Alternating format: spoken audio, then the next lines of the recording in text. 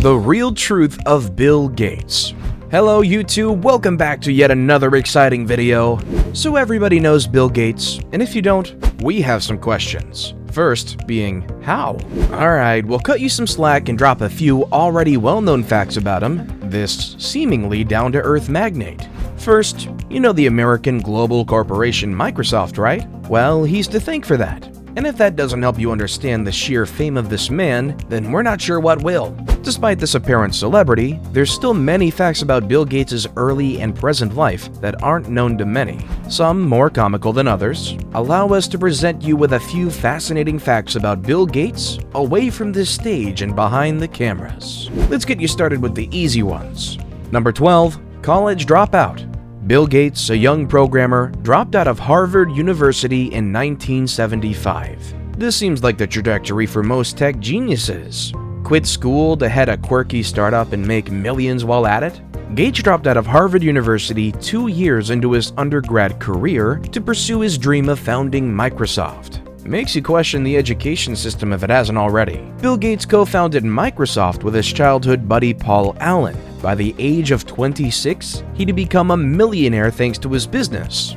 Gates was dubbed Harvard's most successful dropout by the Harvard Crimson in 2010. With its technological advances, the business went on to start a personal computer frenzy and achieve massive success. Gates returned to Harvard in 2007 to accept an honorary Doctor of Laws degree. This award is conferred by the university without the need to meet the standard prerequisites for a particular degree. I'm starting to think I might just need to go back to school just to drop out. Number 11. Bookworm. As if this wasn't already painfully obvious, young Gates was obsessed with reading. And he still is. Gates displayed a startling brilliance as a child, plowing through the massive World Book encyclopedia set at the age of 8. But it was as an 11-year-old in his church confirmation class that he made the most lasting impression.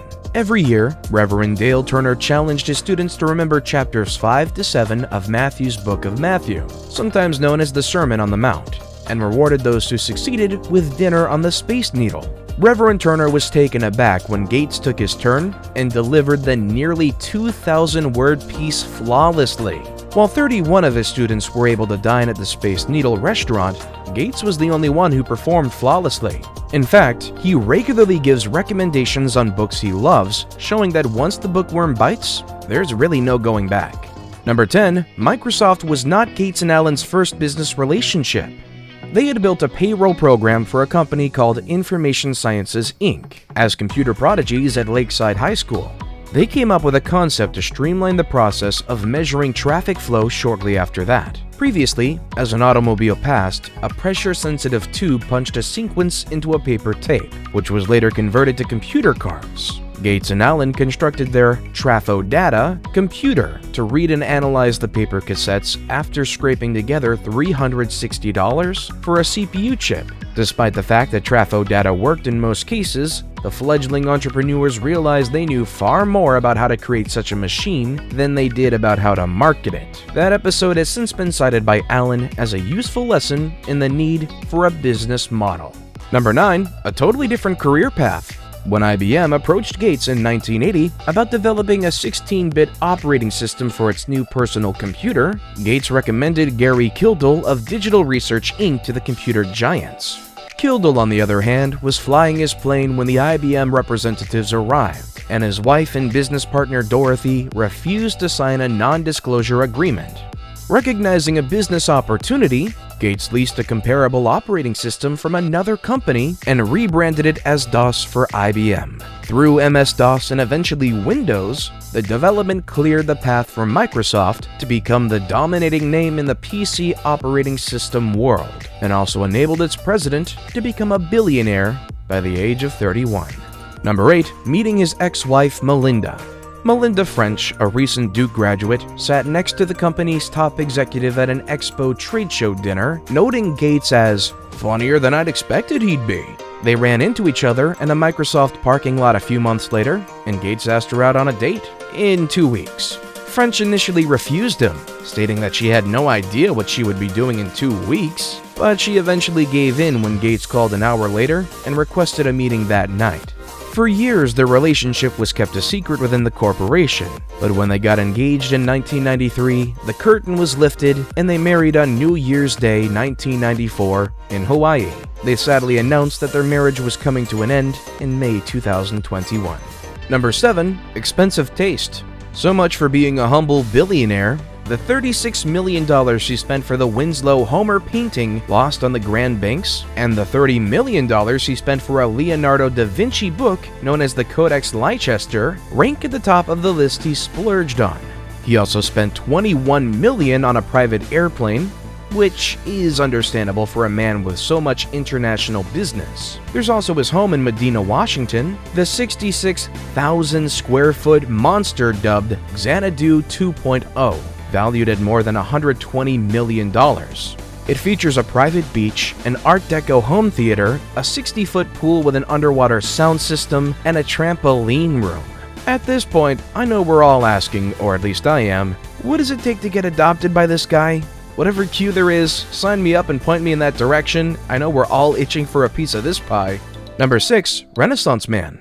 His love for expensive things isn't as random as we might think. Bill Gates cites Leonardo da Vinci, an Italian Renaissance painter and inventor, as a major source of inspiration.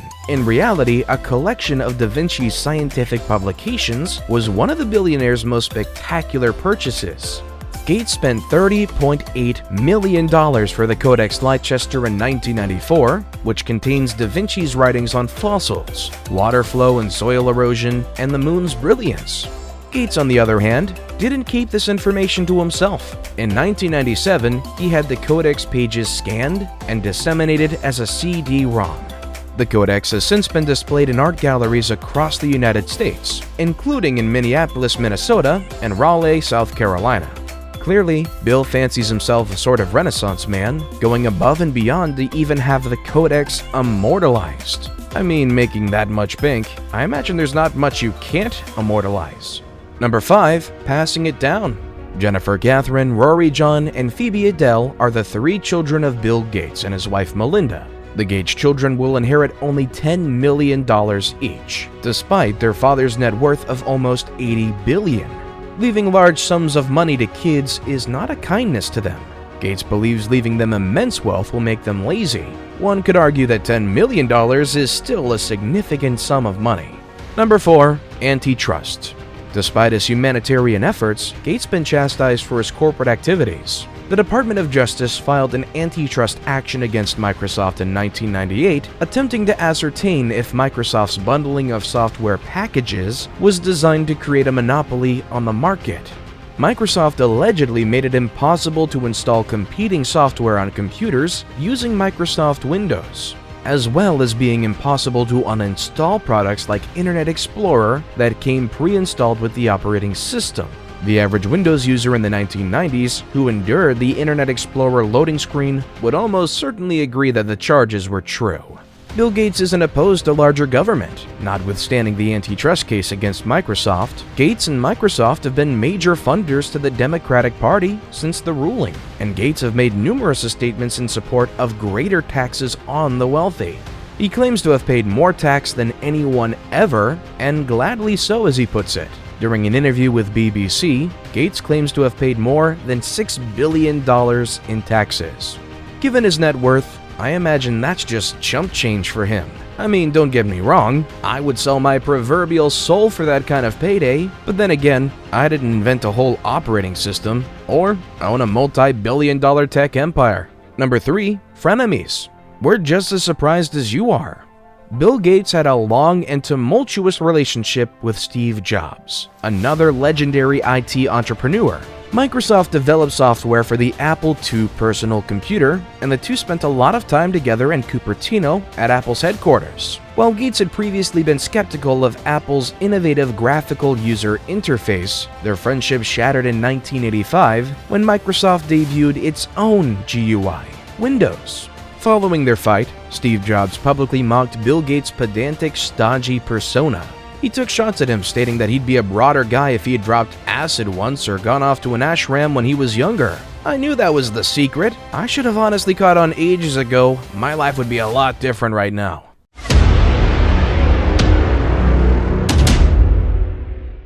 And with that, it's now time for today's best pick. Today's photo was sent to us by a subscriber, so if you come across a photo online and want to know more details about it, just send it over to us. We might even feature it on our future video.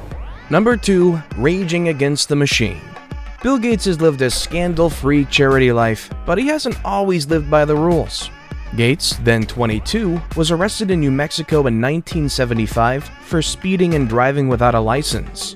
He was detained for the second time in 1997, this time for running a red light while driving without a license. These arrests, along with his pulling out of college, may have hinted at a problem with authority in the computing pioneer and may have anticipated Microsoft's antitrust lawsuit almost 2 decades later.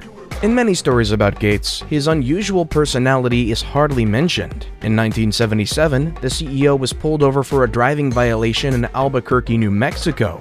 Gates admitted in a Time magazine profile that he was bailed out by the American business billionaire Paul Allen. As his idea of an inside joke and probably his cheekiness coming out to play, Gates starred alongside comedian Jerry Seinfeld in a series of Microsoft advertising spots in 2008.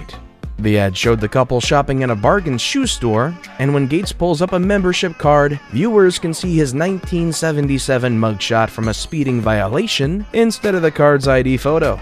Just goes to show that true genius comes with a bit of mischief. I'm not sure what wise man said this, but I'm pretty sure one of them did. How else can you explain all the sly, skim young Bill Gates got up to? Before we move on, I've got a little challenge for you that'll take 5 seconds to complete. So here's the deal. You just leave a like on this video, smash that subscribe button, and hit the notification bell, and you will get 25 years of amazing luck. Try it, it really works. And number 1, childhood mischief. Gates outgrew his school's computer rapidly. He and a few classmates looked for additional computers, including a Computer Center Corporation PDP-10. After discovering a loophole in the program that allowed them to receive free computer time, the students, who included Paul Allen and Rick Weiland, both of whom went on to become IT industry pioneers, were eventually forbidden from accessing the computer. The ban, however, didn't last long. At the conclusion of the summer, the CCC granted students computer time in exchange for finding and correcting defects in their programs, similar to the one they'd exploited. The following year, they were hired by another company to create a payroll program. Bill was also girl crazy, as I imagine most of us would be at that age, and this coupled up with his tech genius only makes for a proper cheeky laugh. Putting his genius to good use, Gates used his programming skills to help out at Lakeside School, and to benefit himself.